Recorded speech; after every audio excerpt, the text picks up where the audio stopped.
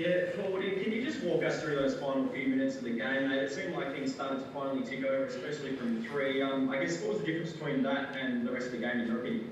I think you can see it, right? Like, I wish we had some. I wish there was a fifth quarter. You can't call it a quarter then because it'll be periods. But the way we want to go about it, and again, like, last time I sat in this chair, I was extremely disappointed of the way we went about our business. And it was looking kind of rough too, especially in that first quarter. We made a couple of charges at it, and when we got it back to that 10-point-ish margin, we missed some open looks. Like we missed some we missed some finishes at the rim. There was a couple of scenarios where it was like a kick, wide open three, and we missed that one. And then, Sydney went on a bit of a run again, and then we chipped away and we brought it back to that 10-point margin, and we missed a couple of threes again, but they're good looks, they're good looks within the offense. And then you could think about it at one point where you're down 22 points, and this is again what disappointed me about Tassie, and this is why I appreciated the effort, especially in that last period, is you could roll over and be defeated, or you could have a bit of pride and take ownership and represent the jersey and the community and put a bit of fight and spirit into it. Now the crazy thing is even the run we went on, it wasn't like we hit every single shot. There was still a lot of missed shots. Taj's air ball, the reality is even he should have got on the rim. Fatigue might have been an issue. He was so open. I mean, he shot 4 of 9. So, that's the other thing. But, there were some turnovers. Can't fault the effort. We need to play like that, and everybody needs to play like that the entire game. Now, once we sort of figure that and unlock that secret, we'll bottle that up and use it for the rest of the season. But, damn, those 5 guys I put on the court right at the end. I mean, I benched Chook. Talk away about responding. I called him out. I benched him. Told him the areas he needed to work on. He didn't have one defensive rebound against Tassie. Said I had an issue with that, and he went and got rebounds. Taj, again, he's not supposed to play. This is the competitive spirit with some of these guys. I was the most nervous I ever been, and he was supposed to be capped, and I was like, but he's competing. He's such a warrior with that. And again, the dude's got one hand. You would have seen it with some of the passes where he tried to pass it off to the left side. They just didn't have any weight behind it. But you can't fault his effort and his desire to win. I don't even remember what your question is. Sorry. That's okay, mate. It seems like you're a bit more upbeat considering how you were after the loss of the Jack Jumpers. I know it was a loss today, but were there signs that things are slowly ticking around, that things are working for the players and you? Yes and no. So this is it, right? This is that competitive fighting spirit. Now, we stuffed up a lot of coverages, especially in that first half. And, I mean, I'm trying to keep it, with this, simple playbook of, what our key words are and, how to switch up and how to switch down and where our drops coverage starts and finishes and how the big has to be the communicator. We still stuffed that up, They shot very well in the first half. They shot well for the entire game, but, that was on us. That was our fault. So, look, I'm not happy about that because we're still going to be doing the same film review about the same things that we talked about now for 15, 12 games. It's just costing us results. So that I'm disappointed in.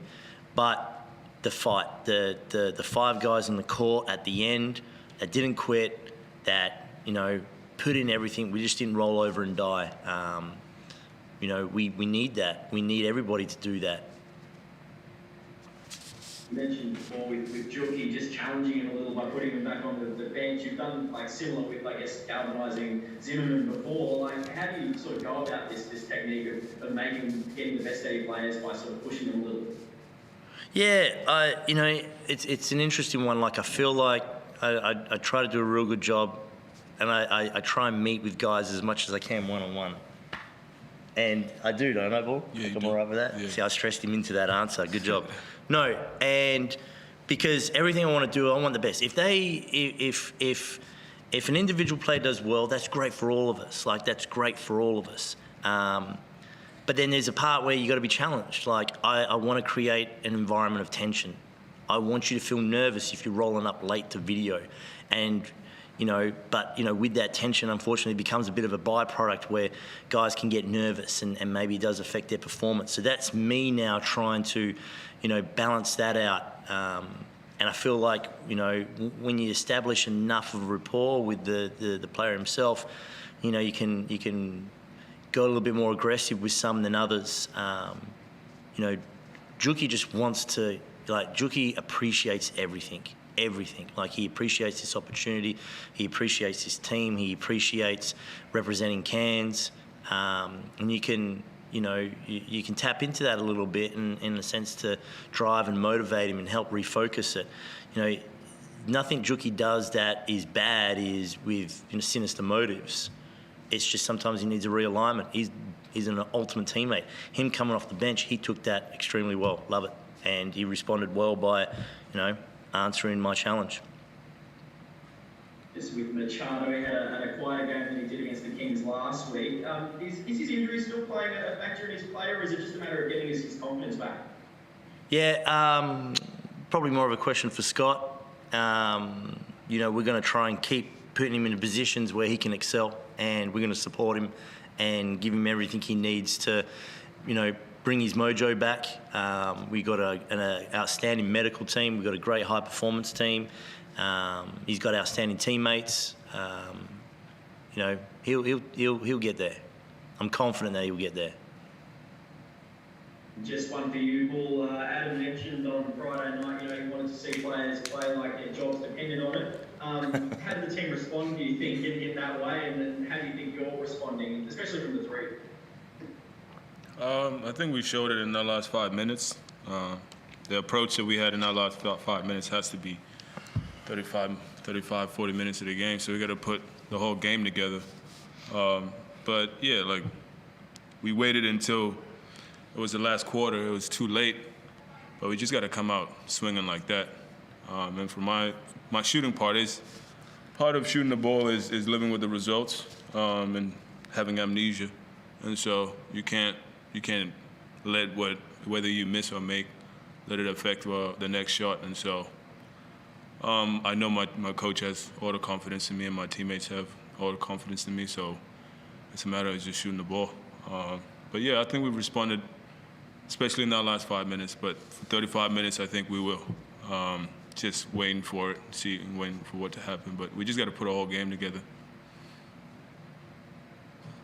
And Bull, just following on from that, Friday night was tough for everybody. As a playing group, how did you try to deal with, how bad you were feeling for that effort, but also knowing that you had to bounce back today?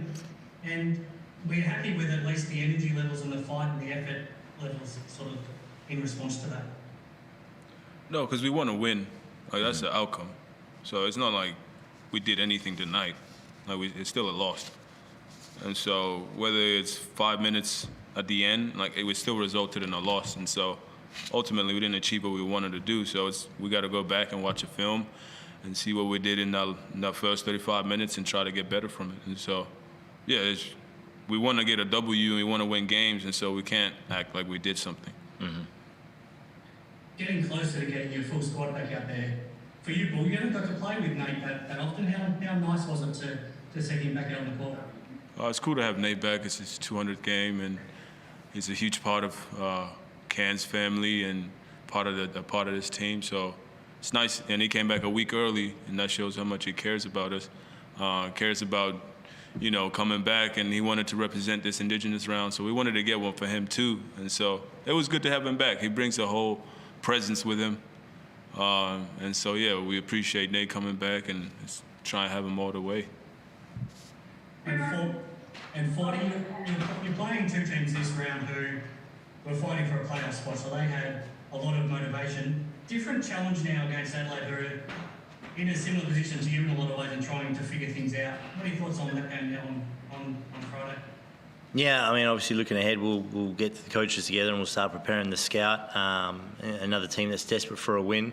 You know, we sort of, again, had a great first quarter last time we played them, and then after that. So not 2 quarters, not 3 quarters, not 5 minutes in the fourth.